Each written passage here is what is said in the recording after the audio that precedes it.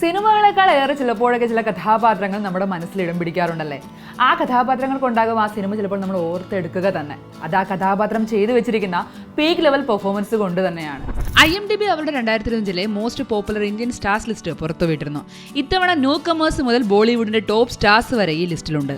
ആരൊക്കെയാണ് the top 10 most popular Indian stars എന്ന് നോക്കിയാലോ. 10th പൊസിഷൻ കൊണ്ടുപോയിരിക്കുന്നത് കാന്താരയിലെ ടോപ്പ് നോച്ച് പെർഫോമൻസിലൂടെ ഋഷഭ് ഷെട്ടിയാണ്. ഇന്ത്യയിലുടനീളം ഒരു പ്രത്യേക ഫാൻ ബേസിന് ഉണ്ടാക്കാൻ അദ്ദേഹത്തിന് പറ്റിയിട്ടുണ്ട്. ആക്ടർ എന്ന നിലയിൽ മാത്രമല്ല, ഡയറക്ടർ എന്ന നിലയിലും തന്റെ ജനപ്രീതി അദ്ദേഹം നിലനിർത്തി. 9th പൊസിഷനിൽ ഇടം പിടിച്ചിരിക്കുന്നത് ഏസ്, മദ്രാസി, കാന്താര തുടങ്ങിയ സിനിമകളുടെ മികച്ച പെർഫോമൻസ് കാഴ്ചവെച്ച രുക്മിണി വസന്താണ്. കാന്താരയിലെ രുക്മിണിയുടെ കഥാപാത്രം രാജ്യവ്യാപകമായി ശ്രദ്ധ നേടിക്കൊടുത്തു.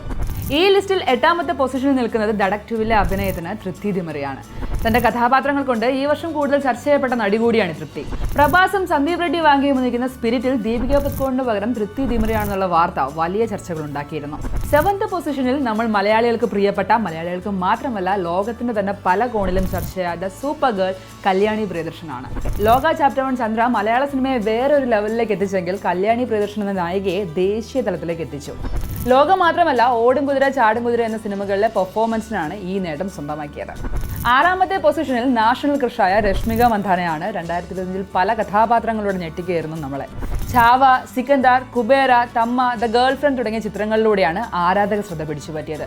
തനിക്ക് ലഭിച്ച എല്ലാ കഥാപാത്രത്തിനെയും മികച്ച രീതിയിൽ അപ്ലിഫ്റ്റ് ചെയ്യാനായിട്ട് രശ്മിക്ക് സാധിച്ചിട്ടുണ്ട്. മാത്രമല്ല 2025 നിരവധി റൂമേഴ്സ് ആൻഡ് പേഴ്സണൽ ലൈഫൊക്കെ സമൂഹ മാധ്യമങ്ങൾ ചർച്ചയായിരുന്നു.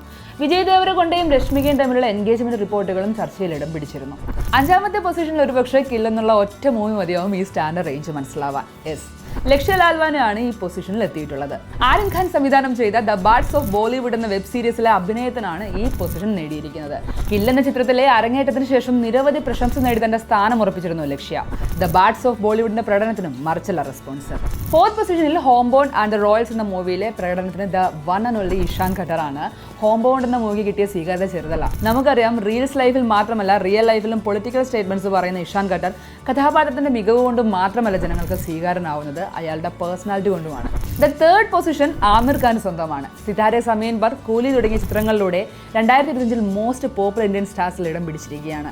ധാരാളം പുതുമുഖങ്ങളുള്ള ഈ ലിസ്റ്റിൽ തന്റെ താരമൂല്യം അങ്ങനെ അങ്ങ് കുറയുകയില്ല എന്ന് അടയാളപ്പെടുത്തൽ കൂടിയാണ് ആമിർ ഖാൻ. പരാജയങ്ങൾ സ്വാഭാവികമാണെന്ന് സിതാരെ സമീൻ പർ എന്ന ചിത്രത്തിലൂടെ ലോകമെമ്പാടുമായി ഏകദേശം 266 കോടിയിലധികം കളക്ഷൻ നേടിക്കൊണ്ടാണ് പറഞ്ഞു വെക്കുന്നത്.